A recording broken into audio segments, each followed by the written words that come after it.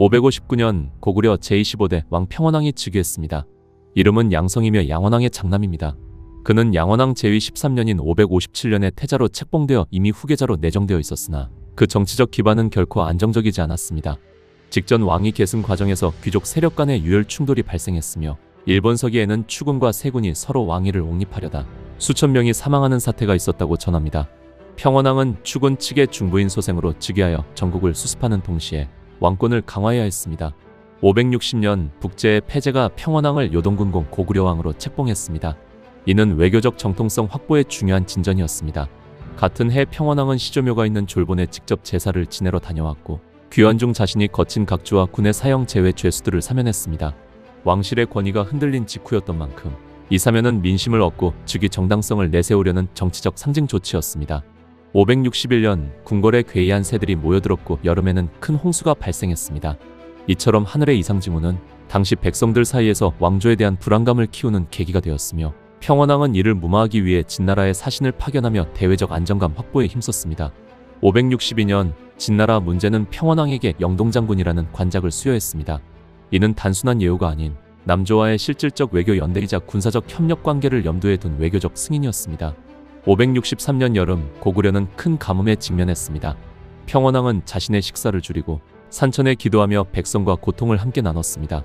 삼국사기 전편을 통틀어 왕이 음식을 줄였다는 기록은 이 사례가 유일하며 이는 민본정치를 실천하려는 상징적 행동으로 해석됩니다.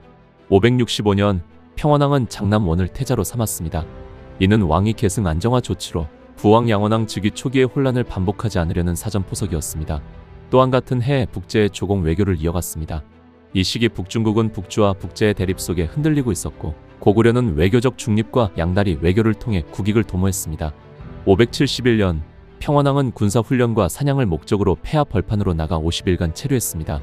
이는 단순한 유의가 아니라 실질적 군비 점검으로 해석되며 외적의 침입 가능성에 대한 대비로 볼 수 있습니다. 이듬해 궁궐을 중수하려 했지만 메뚜기 떼와 가뭄으로 인해 즉시 공사를 중단했습니다. 이는 민생을 해치지 않으려는 정책 판단이었으며 국고와 노동력을 낭비하지 않겠다는 단호한 국정 기조를 보여줍니다. 577년 북주가 북제를 멸망시키고 천하 통일을 눈앞에 두자 평원왕은 곧바로 주나라의 사신을 파견해 외교적 관계를 맺었습니다. 주 고조는 평원왕을 대장군 요동군 계곡공 고구려왕으로 임명했으며 이는 고구려가 동북아시아 외교 전선에서 여전히 전략적 존재임을 보여줍니다. 581년 수나라가 건국되면서 고구려는 또 한 번 중대한 외교 전환기를 맞습니다. 평원왕은 즉시 수나라의 사신을 파견해 관계 정립을 시도했습니다. 그러나 같은 해 함경도 일대의 신라가 진흥왕의 황초령비와 마원령비를 세우며 고구려의 동북부 영토까지 잠식했고 고구려는 이에 실질적인 대응을 하지 못했습니다. 이는 국방력 약화가 아니라 북방 정세의 불안 속에 남방 전선을 일시 포기한 실리 외교의 결과로 분석됩니다. 583년 평원왕은 비상 상황을 대비해 급하지 않은 부역을 줄이고 농사와 양잠을 장려토록 각 군현에 명령을 내렸습니다. 이는 민생 안정과 군량 확보라는 이중 효과를 노린 실용적 국정 운영의 일환이었습니다. 586년 평원왕은 수도를 평양에서 장안성으로 옮겼습니다. 이는 군사적으로 남부와 동부 방어의 한계를 가진 평양성에서 전략적 방어성과 교통 중심지를 겸한 장안성으로 이동함으로써 북방 및 내륙 방어를 중심으로 재편하는 시도였습니다. 장안성은 이후 고구려 후기까지 정치 군사의 핵심 거점으로 기능합니다. 그리고 590년 평원왕은 중대한 외교적 모욕을 당합니다. 수나라의 고조 문제는 고구려가 수나라 쇠뇌 기술자들을 몰래 포섭하고 국경에서 유언비어를 퍼뜨리고 있다며 날카로운 조서를 보냅니다. 그는 이렇게 말했습니다. 태부의 공인은 그 수가 적지 않으니 그대가 반드시 필요하다면 나에게 먼저 말했어야 한다. 그런데 몇 해 전 몰래 재화를 이용해 기술자들을 유혹하여 사사로이 데려갔다. 병기를 수리하려는 의도가 정당하지 못하니 도둑처럼 행동한 것이 아니냐. 또한 기마병을 자주 보내 변방 백성을 살해하고 간사한 말을 퍼뜨려 낭설을 만들었으니 이는 신하로서의 도리가 아니다. 그리고 이어 더욱 날선 말로 평원왕을 압박했습니다. 그대의 나라가 비록 국토는 좁고 인구도 적지만 내가 만약 그대를 폐위한다면 그 자리를 비워둘 수는 없을 것이다. 결국 다른 인물을 보내어 그곳을 다스릴 것이다. 만약 마음을 고쳐 우리 법도를 따른다면 나의 좋은 신하가 될 수 있을 것이다. 요수의 넓이가 장강과 비교해 어떠한가? 고구려 인구가 진나라에 비해 얼마나 되겠는가? 내가 진심으로 그대를 용서하지 않으려 한다면 한장수에게 명령만 내려도 충분히 토벌할 수 있다. 내가 간곡하게 말하는 이유는 그대가 스스로 새로워지길 바라기 때문이다.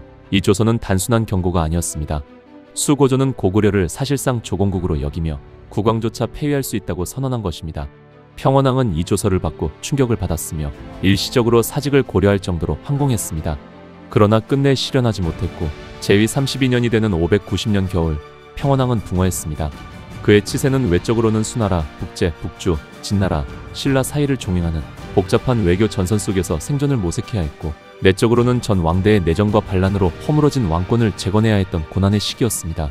그는 수도를 옮기고 농상장려와 사면정책을 통해 백성들의 지지를 얻었으며 후계자를 조기에 확립하고 각국의 조공 외교를 병행하며 고구려의 중심을 유지했습니다. 동국통감 은크를 가리켜 한재를 걱정하여 쓸데없는 일은 줄이고 농상을 장려하며 백성을 구휼한 왕이라 평가했습니다. 평원왕은 침묵의 지도자였습니다. 정복도 없었고 대전투에 승리도 없었지만 그가 없었다면 영양왕대의 살수대첩은 불가능했을 것입니다. 수고조의 조서에 무릎 꿇지 않고 굳건히 국가를 유지한 그의 통치는 외적보다 내부를 다스리는 데 집중했던 조용한 위대한 시대였습니다.